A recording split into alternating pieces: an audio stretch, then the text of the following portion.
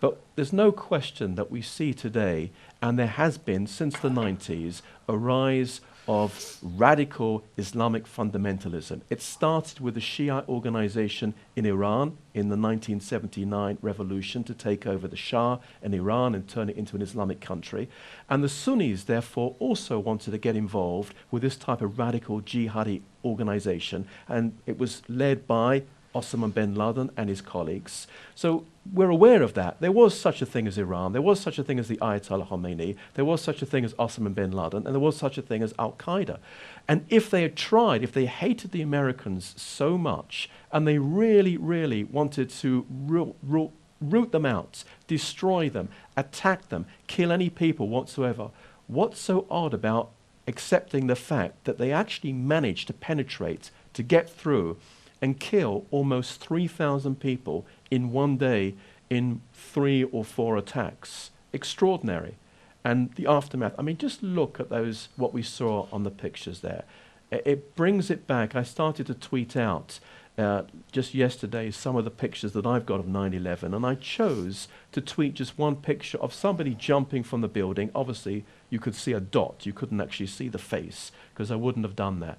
But the desperation of those people right up there on the towers who knew that it was impossible that they would be helped. You couldn't get helicopters, you couldn't get a rescue team over there. And they'd seen their colleagues screaming and shouting from the intense heat, from what was really taking place. And they had to make the decision. They got on a phone, many of them, they called their loved ones, they said how much they love them, that everything will be okay, passed on some other messages, and then made that fatal decision to jump. That was the best way out. The people on the ground were talked about how they heard these big thumps. That was people who hit the ground and their body completely splattered everywhere. I mean, horrendous, horrendous things.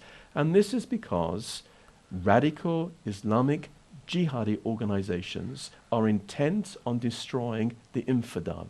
Whoever that might be, that could be the Muslim, it could be the Shia, it could be the Jew, the Christian, the Americans, the other ethnic minorities, the Yazidis, or anyone who claims that they're not really associated with any political party, any religion, any country, they happen to live in America. You are an infidel and you will be destroyed.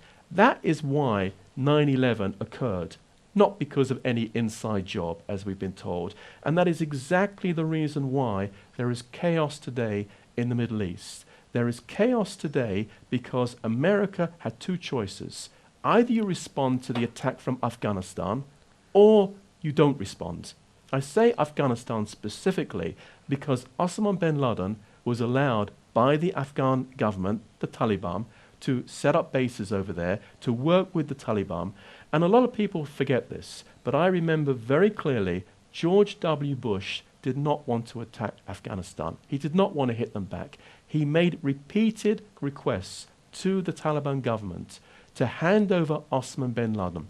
We don't want to attack you. You can continue with your stoning of women and the killing of pregnant women and no education whatsoever for any of them. Continue with what it is that you do. We're not interested. We don't want to get involved. What we want is that man who killed our people. Just hand him over to us and we'll leave you alone.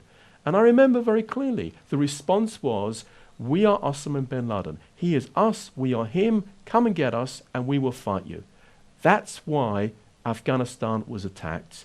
And in a post 9/11 era, with Saddam Hussein playing around with the International Atomic Energy Agency for so many years that these people could come, they couldn't come, they could arrive at the airport, they couldn't leave the plane, then they could actually leave the plane, they went to the hotel, they couldn't leave. In a post 9/11 era, you could not play around with somebody who had attacked 4 countries and used weapons of mass destruction, mustard gas and nerve gas against his own people as well.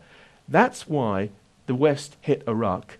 But the West have got nothing to do with Syria or Algeria or Tunisia or Morocco or Yemen or all the other countries as well. That's the individual people in those countries who've risen up against their dictatorship, but they don't know what they want. They want something, but they don't know what they want. So that's why there's been chaos in Egypt. There was a government, there was not a government, and the army took over, then there was elections, and somebody else won, and now the government the army has taken over again. They don't know what it is that they want. Maybe they shouldn't have democracy over there. Maybe they should have a dictatorship. But nevertheless, A benign dictatorship, absolutely. but nevertheless, that is the reason why there's chaos in the Middle East. It's not because of the West. It's because of 9/11, and it's because of that clip that we just saw.